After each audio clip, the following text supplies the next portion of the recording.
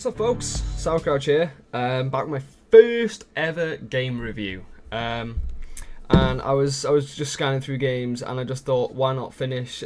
Why not start with the game that I've just recently finished, which is Bethesda's new title, Dishonored. Now, I'll be honest, I wasn't sure where to start with this, so I've got myself a bullet point sort of follow through, and I've got some notes on screen. So if you see me looking, you know what I'm looking at. So yeah, we're gonna go ahead and start with the first thing that hits you when you open up the game: graphics. Beautiful, absolutely beautiful. I mean, it's genius. It's clever. I mean, they take a broken down, plague-ridden, crime-ridden city, which is falling apart, and turn it into a work of art. How many artists do you know who can do that? I mean, they've not gone for strong colours, strong sharpness. They've just gone straight for soft colours, just a complete opposite. They've gone for soft colours, really soft edges, and it really rubs off when you're playing the game. I mean, it runs fine. It depends what you're running on. I mean, I'm running on a gaming PC. Which is, no offense, I have an Xbox too, which is always better than an Xbox, but it runs 100% on the Xbox too. But if you're running on a gaming PC, I really suggest playing this game on a PC. It's so amazing. Like you look out into the distance in some of the scenes, and it's just like looking at a painting that's been painted by a famous artist. It's fantastic. So yeah, just the graphics alone, I'm going to give a 9.5 out of 10. They're really that good. Smoothness and gameplay. So depending again if you're playing on a machine that can run it, if you're playing on PC or Xbox. Notice how I never say PS3. We won't go into that.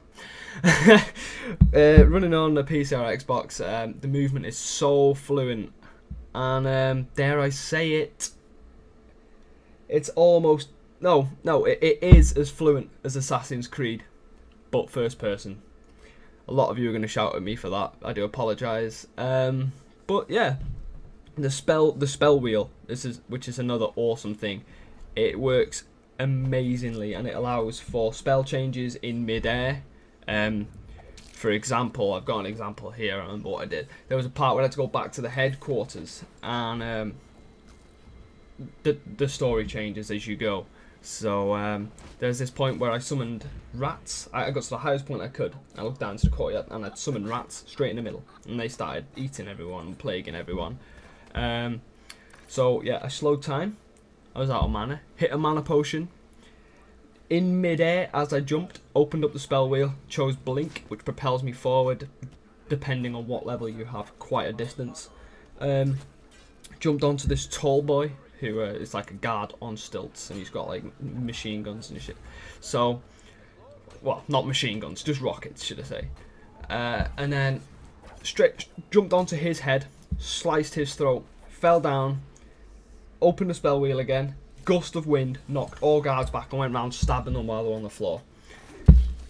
As you can tell, I don't play very assassin-like. I'm more of a go in there, stab people in the face with a sharp knife. That's what I play like. So unfortunately, I didn't get a clip because I'll be honest, the clips that I am showing you today, once I completed the game, I went back to get the clips.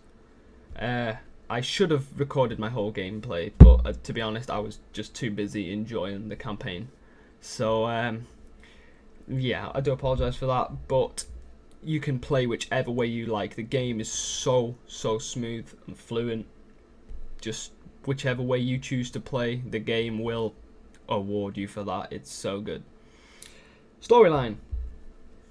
I don't want to be a pooper, but this could be my downfall on a 10 out of 10 rated game. Short. Too short. You may want to skip this part if you're still to play the campaign. So it's not a huge spoiler. Out. Thank you. Just telling the women how it's done. Yeah. So the story itself is clever, based around politics and stuff like that. So it's just too short. It's the political part. Whoever's written it is very clever. It's more based around political madness, but you don't only get backstabbed the once. There's many people trying to overthrow whoever is trying to get the throne. So sorry about the spoiler, but there you go. You get backstabbed many times, and it just, in the end, you just don't trust no one, and you work on your own. I mean, it just becomes a bit predictable because you're an assassin, and you get sent on a mission to kill someone. You can either do it non-lethally or lethally, depending on how you like to play. Can you guess what I did? Let's just say I got a bag of heads. So yeah, it's like kill your target, move on to the next target, and then go to your next target again. Just, it's the same sort of thing all over again. I kind of wanted a little cinematic at the end that was going to tell me what changes I made to the city of Dunwall and the future of the Empire, but no, it just sort of told you that you'd done what you did and then ended. This in no way affects how amazing the game plays, but the story is not as good as I wanted it to be. And last but not least is replayability. Is it good to replay? I've seen a lot of people say they played it, finished it, put it down. And I'm sorry, but those of you out there are just naive little kids who don't appreciate achievements and why they were put in the game. There's an achievement to get. There's certain achievements you can only get once you've played certain playthroughs, and basically there is an achievement to get which involves playing the whole campaign through without killing a single soul. Challenge accepted. But yeah, for some people, they just put the game down, and it's just a waste. Don't buy Dishonored if you're going to play it once and put it down. So yeah, nice achievement there for people who like replaying games. So overall, I think I'm going to give Dishonored a 9.3. Story lets it down a little bit. Awesome game, but the story could have been a bit better. Anyway guys, thanks for watching, and you know I love it. Till next time, happy gaming.